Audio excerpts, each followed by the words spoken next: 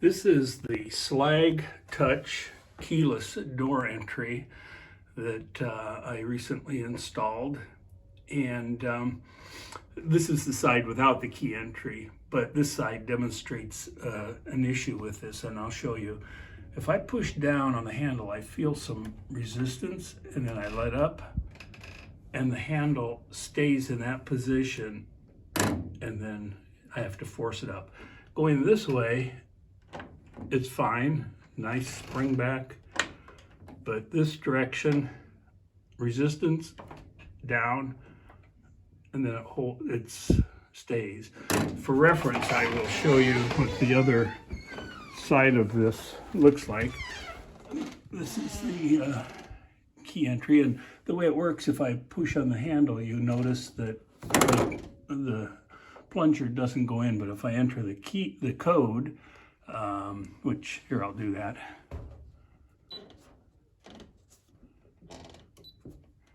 Oops.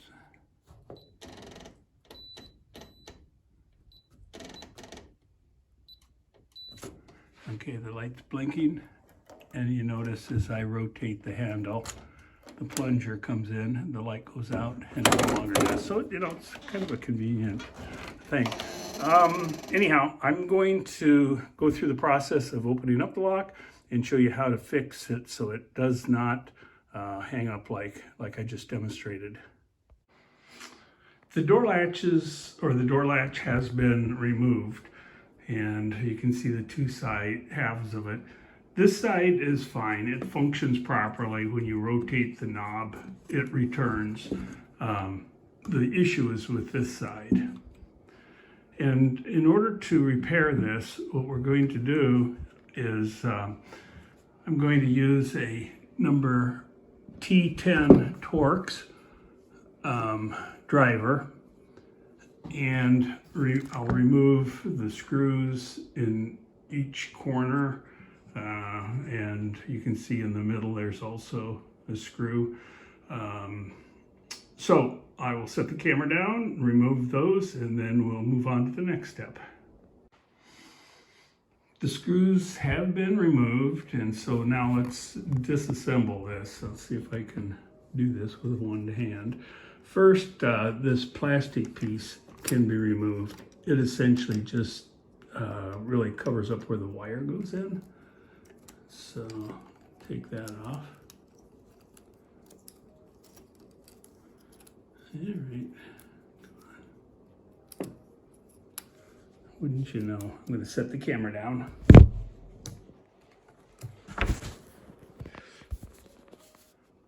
I haven't learned the one-handed technique very well yet. Okay, so now we can just remove this back. It should just lift off, and again, I'll set the camera down and pull that off. There's really no resistance or anything, but I just need two hands.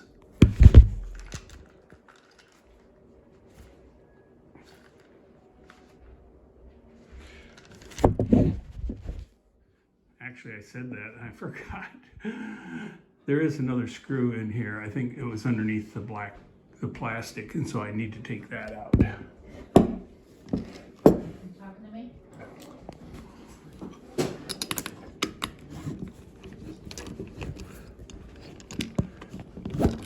Can you hold this and aim? No, this way, and aim it down here like that, so you can see me. Now I got an assistant helping me. Who are you talking to?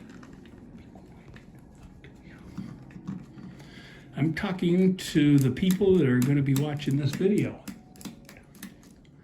Okay, now there you go. See how that comes off? Pull the wire out.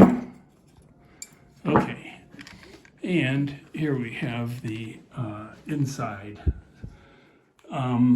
So there's, keep it centered, please. Okay, there's a motor here, and it actually drives this mechanism up and down. And that mechanism, then there's a pin that can engage here, and if it drives it down, the pin engages and locks this. And if it's not driven down, then this is free to rotate. Oops.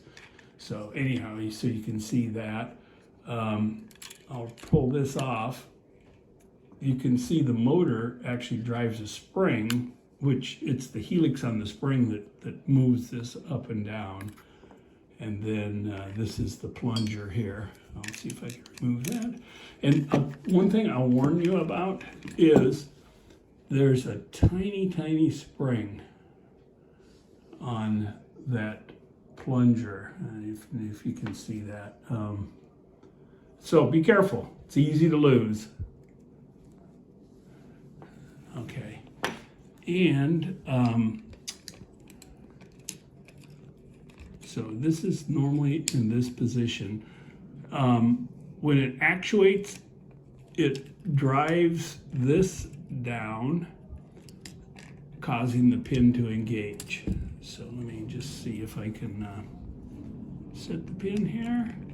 Maybe I can do it. So if the pin engages, this is locked. If the pin is out, this is free to rotate. Okay. And let me see here.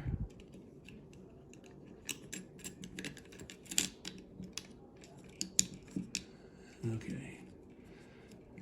So free to rotate. Now, I'm going to hook up the battery, and I'll show you what it looks like when this,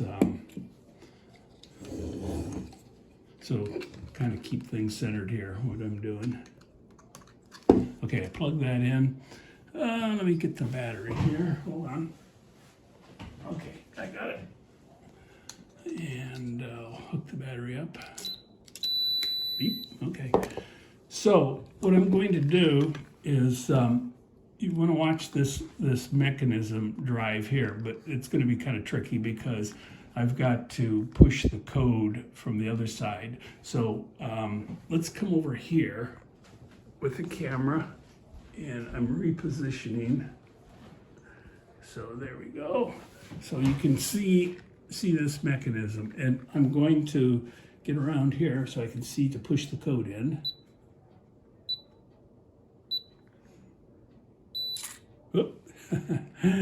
Well, so it actuated. Watch, it's going to go back. Oop, there it goes.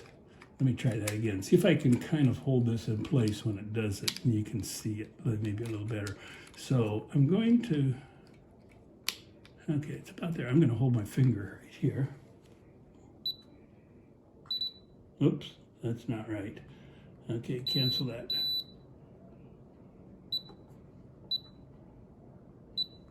Okay, here we go. There, did you see it? Now watch, this is gonna come back up and release. There you go. So that's how it works. It drives this pin in. Now, when you rotate this, you can see the pin follows this plastic. And as you notice, it causes the plastic, to flex outward.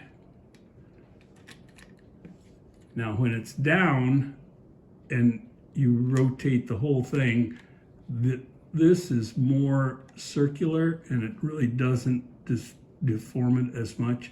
But when the pin is not engaged and it's rotated around, these straight edges, it starts to push these out. And I'll show you how that creates a problem.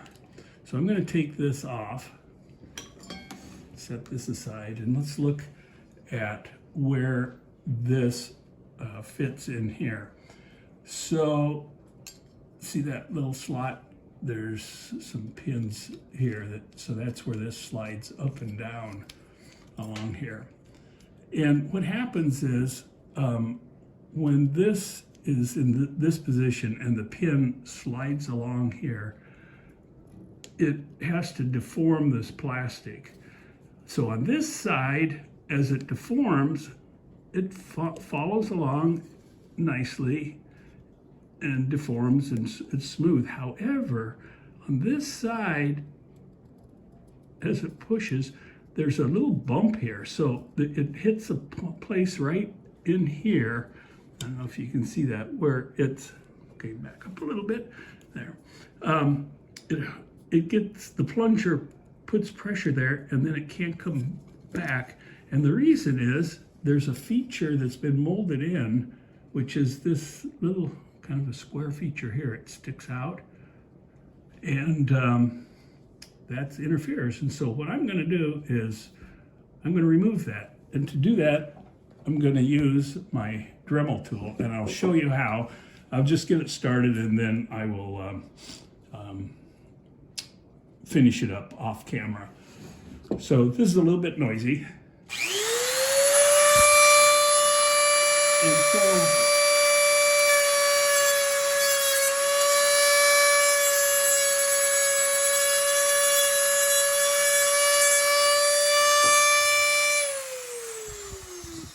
so what I'm doing, I've got my thin cut on here, and I'm just going to work on this and remove the aluminum and make this smooth. There's a little ramp right here, and so I'll kind of follow the contour there also. So anyhow, I'm going to take this off camera. I'll finish it, and then we'll show you what it looks like. Here is the aluminum piece after I ground it down with the Dremel tool. So you can see what I attempted to do is essentially make this smooth, so that bump, which is kind of like what's shown on top here, is no longer present. And as a result, when this is installed in this position, when I press on the plastic, as the pin would do when it rotates around, this side always made a smooth transition. This side would kind of hang up because of that piece that was sticking out. Now the two sides are the same, and I should get a nice smooth action. I'll put it back together and we'll check it out. Oh, okay, back up there. Okay, so now I've got my assistant here to show you. So I assembled the back on here. I've now put the two locks together, or the two handles like they would be on a door. There's just no door here. So I just wanted to show you how now, if I push the latch down, oh, look at how nice that pops back. And in the opposite direction, perfect. Where if you recall before, it would come up here and it would hang up, and then you had to push it up. Or, you know, if you let it go fast enough, it would pop. But it just wasn't a nice smooth feel. Now it's a nice smooth feel. So that's a way to fix that issue with a Schlage touch door latch. To me, it looks like a design change was made that introduced a problem, and I think it's something that they should be fixing. Okay, thanks. Bye. Okay, we've completed the fixing and installation of the latch. Let me just demonstrate how well it works. Push down, I can slowly let up. It comes all the way back. If I push down, let go.